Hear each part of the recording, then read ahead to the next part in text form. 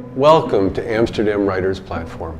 We're delighted to be here at one of Amsterdam's truly iconic locations, historic Rembrandt House, where the great painter lived and worked from 1639 until 1658. This is the perfect place to speak to our guest today on Amsterdam Writers Platform. She is one of the world's experts on Rembrandt. She has gathered together the broad wealth of research on Rembrandt. She's done her own powerful investigation on this painting, and then she wrote a book that proves that sometimes art can explain history better than anything else. Her book brings to life one of Rembrandt's greatest paintings, The Anatomy Lesson, a painting which shows the dissection of a human body for scientific research. I'm delighted to welcome Nina Siegal. Hi, Nina. Thanks for having me. Thank you so much for coming. Listen, before anything, let's just talk about the book. You've written this wonderful book, The Anatomy Lesson. I came with a grant to do research for about 9 months. It turned into a project that lasted about 6 years. Yes, but why Rembrandt? Why this painting? How did this come to be? Why were you interested? It goes back to my childhood, actually. My dad came to Holland when he was right after medical school, and being a recent graduate of medical school, he was familiar with autopsies. So he picked up an image of the anatomy lesson of Dr. Childress as sort of commemorative of his own experience. And we had a very small reproduction in our house growing up. My dad was an immunologist at the height of the AIDS epidemic in New York. And he used to talk to me about the fact that he felt like a doctor in the dark ages because he could treat people but not save lives. Just looking at that image of this body on the table and all these men standing around looking like they have great authority, but you get the sense that they don't, I sort of felt like that was in a way a metaphor for what my dad was talking about. So it stuck in my mind, and of course since it was on the wall, and it's a very riveting painting. And you were a little girl, yeah, looking up at this body being exposed and these men looking at the inside of the body. Arm being torn apart, basically.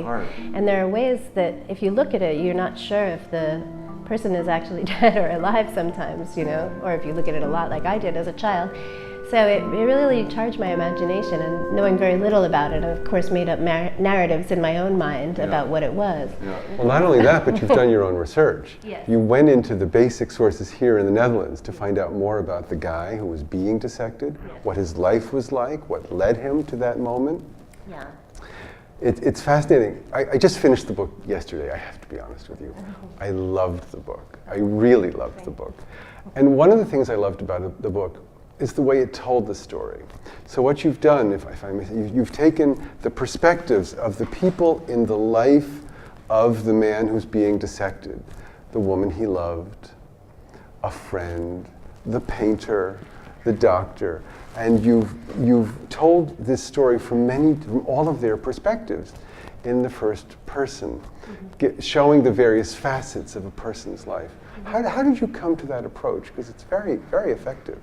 Thank you. I think that when I initially came here, my concept was to write a novel about the dead man in this painting. And there were a few facts that I knew about him when I came over, because it's documented everywhere that his name was Adrian Soon, and that he was a petty thief, and that he was dissected on the day that he was executed in Amsterdam here. Was that typical to use bodies from hangings? Yes, that was the way they did it. Most of the, here and in England also, they would use bodies fresh off the gallows. And they kept detailed notes of who was dissected, so it was easy, well, anybody who looked could find in the city archives the name of the person. And then what I found was, with the help of a researcher who was familiar with the archives, was a document that listed his entire criminal history from when he was... Did he have a long criminal history? From about the age of 19 to about the age of 28 when he was executed. Of course, we don't know when he was really born, so that's a very approximate. But it started out with a purse snatching here in Amsterdam.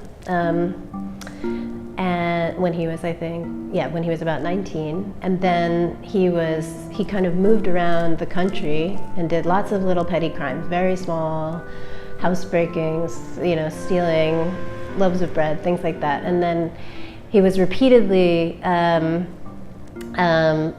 caught and whipped or branded. Or he was branded. When they banished him from a city, they would brand the symbol of the city on his body, so that everyone would know he wasn't one. Right, exactly. But then he would show up back again. So he ended up acquiring a kind of folk status, I think, because he was known as Aris the Kid, basically. Right. Like Billy the Aris Kid. the Kid, yeah. And that's what I thought of Billy the Kid, And so I was very curious more and more about who this man was. And Rembrandt, of course, is a character. It's sort of, how could I write a book about this without writing Rembrandt into it? What kind of a guy was he? What did you find out about Rembrandt? Because he comes across in the book as sort of an odd duck, to be honest. Oh, yeah? Yes. Well, he was definitely an odd duck. I mean, he was a very individual character, of course, for all time. Yeah. He didn't care about mores or norms, it seems. I think he was a deeply ethical person, actually. Based on his images, essentially, and based on the way that he interprets story from the Bible, and the way that he, even in this painting, I think the way that he brings the power of human compassion to his painting. Well, in the book you describe that he decides he's going to use his art to redeem this tortured soul. He sees the scars on the body, the branding on the body. He knows how much this man has suffered. The woman who loved the man tried to rescue him from the gallows and tried to bring his body back. He was loved. And at one point, at the climax of the book, it seems, Rembrandt, as he's painting, says, "I'm going to make this man whole again." It's a wonderful scene. I also learned yesterday that you were a journalist for years. Yes. You were a writer on the New York Times. In fact, you I still am. are. I am. You still are. Yes. Every month almost in the New York Times, you have a contribution about cultural life in the Netherlands. You're really showing this country and this city's cultural life to the world, and I want to acknowledge you for it. But you did that, before you did that, you were more a writer on the beat. You were writing personal stories in New York City about people who lived in New York City. And when I look at this book, I see a journalistic touch, to be honest. There's something about facts and capturing the essence of a situation quickly and efficiently that's in this book. Do you think that journalism has had a lot to do with your writing style? Oh, yeah. I think one of the things that interests me most about writing is the opportunity it gives you to learn about history and facts and life. So I think I like writing, but I get really involved in the research because I just love consuming history. It's a real contribution. You've made a real contribution to our knowledge of the period. And through your book, you've illuminated it through the work of art, as I mentioned before.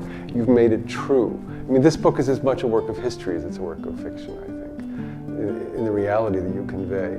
You also have a great skill for conveying the atmosphere of the time, the feeling for 17th century Amsterdam.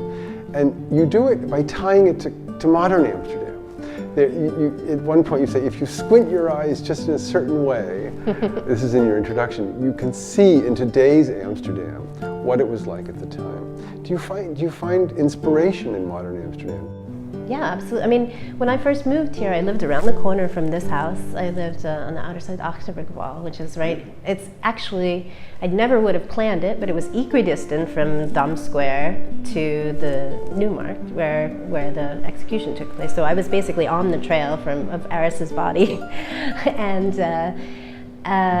so I lived right exactly in the place where the action of the novel takes place. And even on the way biking over here today, I was thinking, oh, I'm going to be late. And then I was like, no, I'm so lucky because I know all the back alleys of this section of town. I've walked all of them.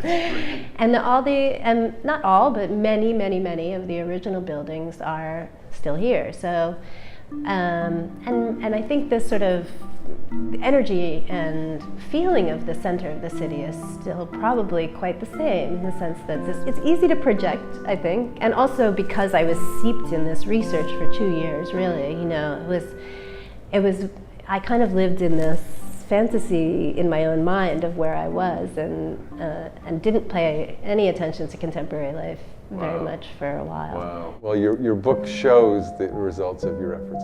I want to thank you. This book is a triumph. Oh. Thank you for sharing it with us. You did a great job. Thank you. And thank you all for joining us on Amsterdam Writers Platform.